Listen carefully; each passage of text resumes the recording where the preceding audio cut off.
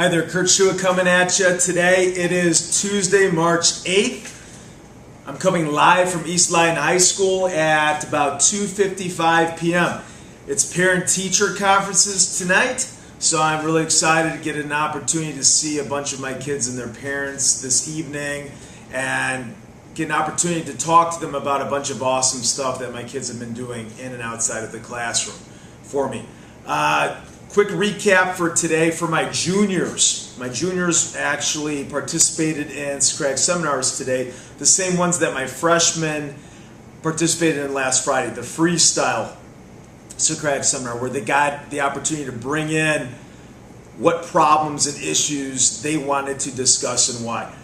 Some pros, I think that some of the uniqueness per my students and their viewpoints, I think their uniqueness really shined through today, and they gave some very honest perspectives. Some cons, I felt like there was kind of a lack of deep levels of questioning, a few stalling points, maybe a little too much facilitating from my part, and I blame myself because we've been going strong with PBL for the last 6 weeks. These kids have not had the opportunity, per my juniors, to do as much Socratic seminaring this semester. Plus, a lot of these kids were new ads that semester, so this is new for them. So I need to do a better job coaching them up, and it'll be really interesting to see the leaps and bounds that they make by the end of this semester. So tonight, for parent-teacher conferences, one thing I'm going to talk to most of my parents about is going to be our upcoming project-based learning exhibit on April 13th. Our kids have been working really hard on these projects. And we've already gone through, several different phases. This week, the kids are prepping for a Friday share-out presentation where they're going to be explaining to the audience how they are going to connect all of their collected research, 3 weeks worth of research, to their final PBL projects. So it should be really fascinating. I will go ahead, I'll videotape these presentations on Friday. I'll upload it on rockstarsocraticseminar.org under the data collection tab. So make sure that you all check those out come Friday or this weekend to see some of the awesome stuff that these kids are coming up with. Other than that, like I said, it's been a long day. We had softball practice early this morning, 5:45 a.m., so I was here at 5:30. I'll be here running through parent-teacher until 7:30, 7:45 tonight. Everyone laughs because I have a track record for having more conferences than anybody else. They're always positive. So it'll be interesting to see if I hit 45 or 50 conferences over this 2.5 hour period of time. The more the merrier as far as I'm concerned. Other things, my dad, my father, Arthur Schuett. He is now a lecturer at Benedictine University in Lisle, Illinois. Before that, he taught for several years, everything from the Goethe Institute in southern Germany to Wharton East in Cicero, Illinois. He actually retired from teaching the year that he was a Golden Apple recipient, and then he became Dean of Humanities at Wharton East for several years beyond that. And I'm throwing this out to my dad because he is one of my biggest fans, also one of my biggest critics too, which is a good thing. And he let me know that I've been using too much trite language. So I'm going to work on improving that and ensuring that my language is fresh, that it isn't dull, that I'm not going to overuse trite terms. So I apologize if I have done that to this point, but every day I'm improving, so I'm getting better. And the other thing I want to talk about too is just my crazy weekend. Friday was awesome. I got an opportunity to see that show that I pitched to you. My buddy Dave Narder, English teacher here at Lyton, directed the show called Geek. The students here at Lyton rocked it. It was unbelievable, top to bottom.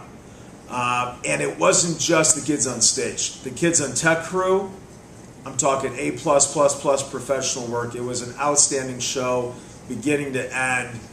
I was very, very impressed. And it's my fault I haven't caught a show here at Lyton for a few years, so I I was really pleased with what I saw. Big shout out to all you guys involved with Geek. Awesome job, and I can't wait for the IHSA competitions to go on because I think you guys are going to go really far. Other than that, a really sad occurrence happened to me this weekend. First, on Saturday we had to make cuts for softball, and that's the worst day of the year. I hate that. We had exceptional kids, top to bottom, who came out to try out.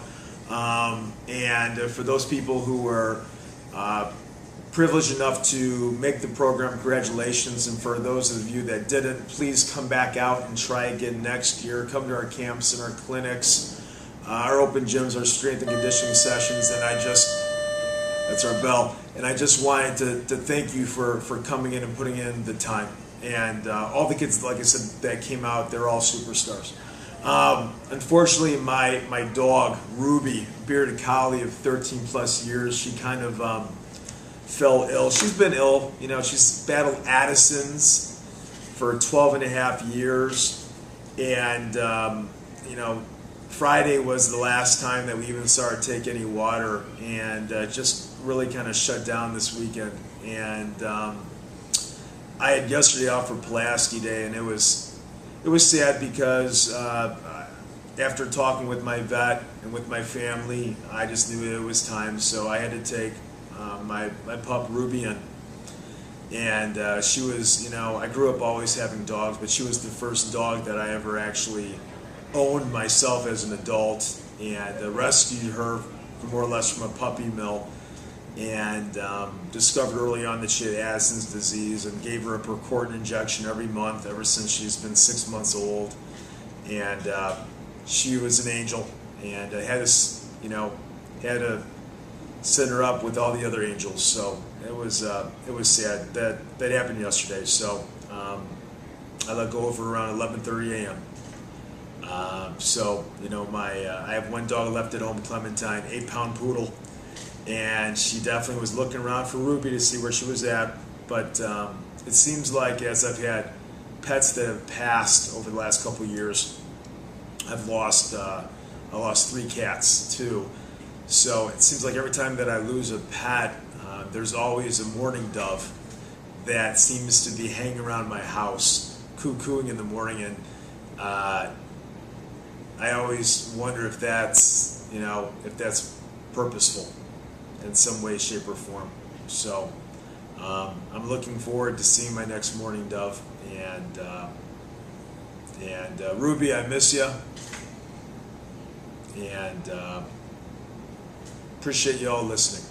So I hope you guys have a super Tuesday, and I'll be coming back to you guys live tomorrow to let you know all of the excellent PBL stuff that my kids are doing inside our classroom. So thank you again. I appreciate it. Sorry, got a little choked up, but thank you again for listening. Have a super night. Bye.